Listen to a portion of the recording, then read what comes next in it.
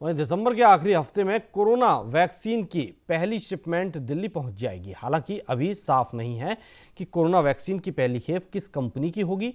इस बारे में अभी आधिकारिक तौर पर सरकार या प्रशासन की ओर से कोई बयान जारी नहीं किया गया। दरअसल दिल्ली के राजीव गांधी अस्पताल में कोरोना वैक्सीन को रखने की तैयारी है। नया कोल्ड स्टोरेज तैयार हो गया है। पहले चरण के टीकाकरण में स्वास्थ्य कर्मियों को वैक्सीन लगाने की तैयारी है। दिल्ली में 2 जगहों को कोरोना वैक्सीन केंद्र के लिए चिन्हित किया गया है। इसमें राजीव गांधी सुपर स्पेशलिटी अस्पताल का भी नाम शामिल है। कोल्ड स्टोरेज के जरिए दिल्ली के भीतर 6000 जगहों पर कोरोना वैक्सीन मुहैया कराने की तैयारी है। राजीव गांधी अस्पताल के ग्राउंड फ्लोर और पहली मंजिल पर deep freezer, cooler, cold storage box और वैक्सीन के रखे जाने संबंधी अन्य जरूरी चीजों को लगाया गया था। 15 दिसंबर तक ये सभी तैयारियां पूरी कर ली गई हैं।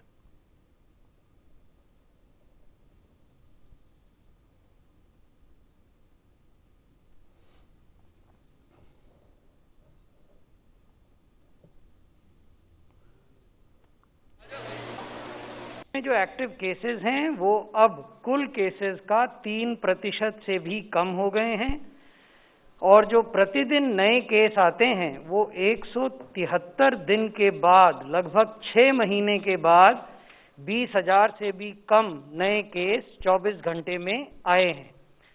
देश में अब तक 16 करोड़ से ज़्यादा टेस्ट किए जा चुके हैं। 16 करोड़ 30 लाख टेस्ट किए गए हैं। ये विश्व की स्थिति है। आप देखेंगे कि यूएसए में 24 घंटे में 4 लाख नए केस आए, तो ये चिंता की बात है। हमारे चारों ओर ये परिदृश्य उभर रहा है। ब्राज़ील में फिर से एक पीक हम देख रहे हैं और एक दिन में 70,000 नए केस वहाँ भी दर्ज किए गए हैं। यूके में भी एक नया पीक हम देख रहे हैं। यहाँ एक दिन में 36,000 नए केस दर्ज हुए हैं।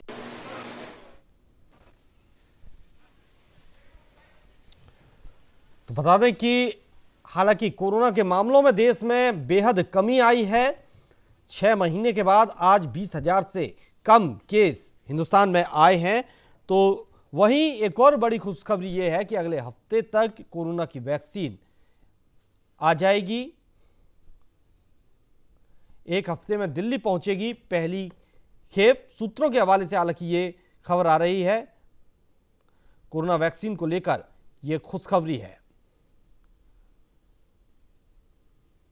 इसको लेकर तैयारियां पूरी कर ली गई हैं कि कहां कोरोना वैक्सीन रखी जाएगी, किस तरह से इसको मेंटेन किया जाएगा।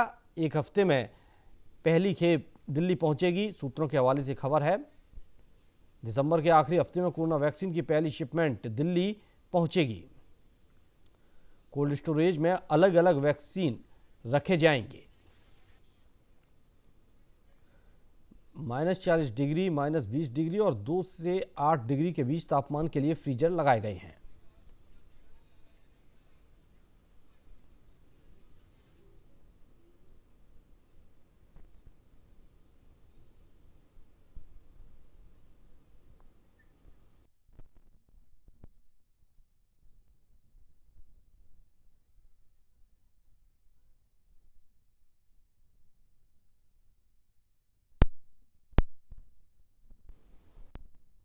देश में कितना भी स्ट्रांग सिस्टम, हेल्थ सिस्टम होगा, बचाव करना मुश्किल हो जाता है।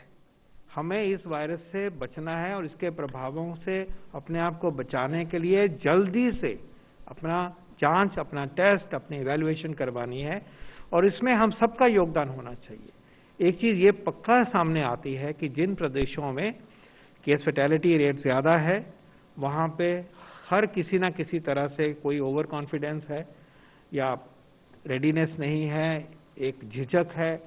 इन चीजों से हम हटेंगे तो हमें सबको फायदा होगा। तो अपील करना चाहेंगे हम सरकार की तरफ से कि जो भी एक एडवाइस दी जा रही है, जल्दी से टच में आना हेल्थ सिस्टम के, अपना टेस्ट करवाना, अपना बताना, और आप में सिम्टम है तो जो SOP के हिसाब से जहां आपको होना चाहिए वहां आप वक्त के टाइम से पहुंचिए। ये बहुत जरूरी है। अंत में मैं ये कहना चाहूँगा कि चाहे हम अपनी लड़ाई काफ़ी हद तक अब एक अच्छे मुकाम तक लेके आ गए हैं, लेकिन अभी तक ये वायरस कहीं गया नहीं है। और दूसरी जगहों पे जैसे माहौल बना है और जैसे वहाँ पे सिचुएशन आउट ऑफ कंट्रोल हुई है, आईसीयूज भर गए हैं, लॉकडाउन वापस आ गए हैं, मोर्टेलिटी इतनी हाई हो रही है, अनबिलीवेबल नंबर में केसेस हो रहे हैं, सारा पिछला पास्ट देखा हुआ था, समझा हुआ था, उसके बावजूद भी इसलिए हमें और भी चौकन्ने होना है। और उस एस्पेक्ट में ये जो यूके में एक म्यूटेशन आई है जिसने वहाँ पे नुकसान किया है या कर रहा है वो वायरस, उस कॉन्टेक्स्ट में भी एक एक्स्ट्रा कॉशन